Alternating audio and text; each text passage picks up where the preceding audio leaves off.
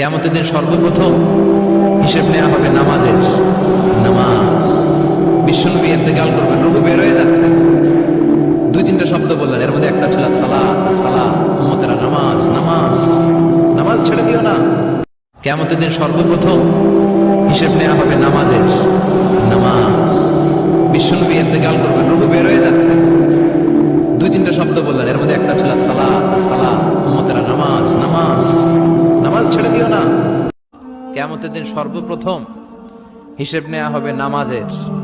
নামাজ, বিশ্বনবী ইন্তেকাল করবেন, রূহ বের হয়ে যাচ্ছে, দুই তিনটা শব্দ বললেন, এর মধ্যে একটা ছিল সালাত। সালাত, উম্মতেরা নামাজ, নামাজ, নামাজ ছেড়ে দিও না। ওয়া মা মালাকাত আইমানুকুম। মানুষ ইন্তেকালের আগে শ্বাস বের হয়ে যাচ্ছে, রূহ চলে যাচ্ছে, ওই মুহূর্তে কি জরুরি কথা বলে নাকি ফালতু কথা বলে?